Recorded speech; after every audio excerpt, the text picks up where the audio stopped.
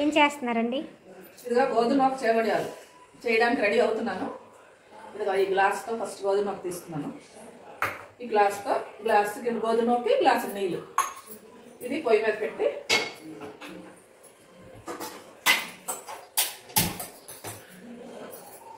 నీళ్ళు పెట్టిన తర్వాత అందులోనే సరిపడినంత సాల్ట్,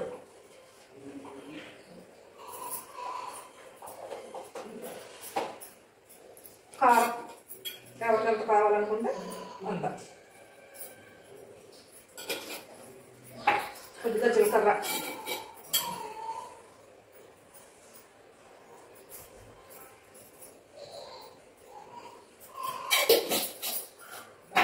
కొంచెం పెసరపప్పు,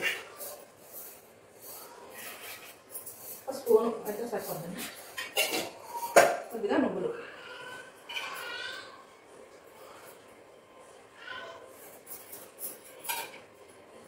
ఈ నీళ్ళు మరిగిన తర్వాత ఈ నూక ఇందులోనే వేసుకొని బాగా ఉడకనివ్వాలి. ఇంకా నీళ్ళు ఇలా మరిగిపోయి కదా, ఇలా మరగనివ్వాలి. మరిగిన తర్వాత ఈ నూక ఇందులో లాగా కలుపుతూ వేయాలి, లేకపోతే ఉండ కట్టాలి.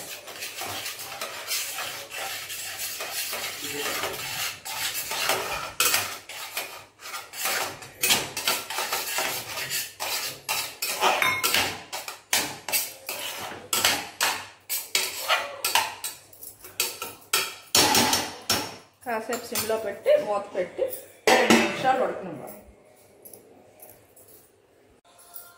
చూద్దామండి ఉడికిందో లేదో. ఉడికిపోయింది బాగా.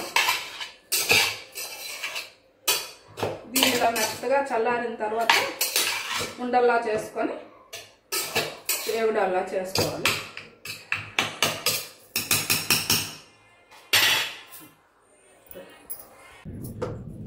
ఇలా చేసుకున్న తర్వాత కొద్దిగా ఆయిల్ ఇలా వేసుకొని చిన్న చిన్న ఉండలా తీసుకొని ఇలా చేవడల్లాగా పేట మీద చెక్క మీద ఇలా చేవడల్లా ఊరుకోవాలి. ఇలా ఇలాగే ముద్దంతా మనం చేవడల్లా చేసుకొని ఈ లోపు పొయ్యి మీద కడాయి పెట్టి నూనె వేడి చేసుకోవాలి. ఇంకా ఆల్రెడీ నూనె వేడి అయిపోయింది. నూనెలో వేసుకొని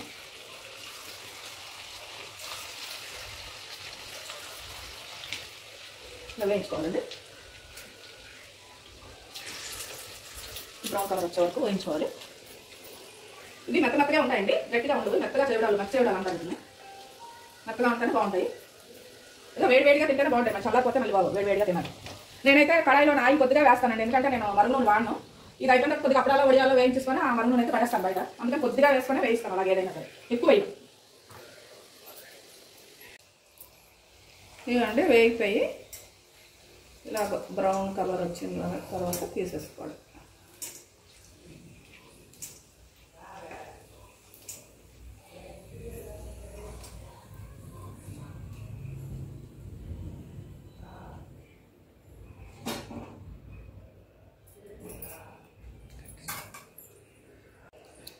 ఇవ్వండి వేడి చేవడాలు, గోధుమ చేవడాలు, మెత్తటి చేవడాలు. బయట వర్షం పడుతుంది కదండి, అందుకు వేడివేడిగా పక్కన కాఫీ పెట్టుకొని చేవడాలు తింటే సూపర్ అండి, అదిరిపోద్ది. టేస్ట్ అయితే వేరే లెవెల్లో ఉంది. వదిలేస్తే ఇవన్నీ తినేసేట్టున్నాను నేను, మరి ఇంట్లో ఎవరికి లేకుండా. బాగున్నాయండి, మీరు కూడా ట్రై చేసి ఎలా వచ్చాయి కామెంట్ చేయండి. నా వీడియోస్ నచ్చితే లైక్ చేయండి, నా ఛానల్ సబ్స్క్రైబ్ చేసుకోండి. Thank you.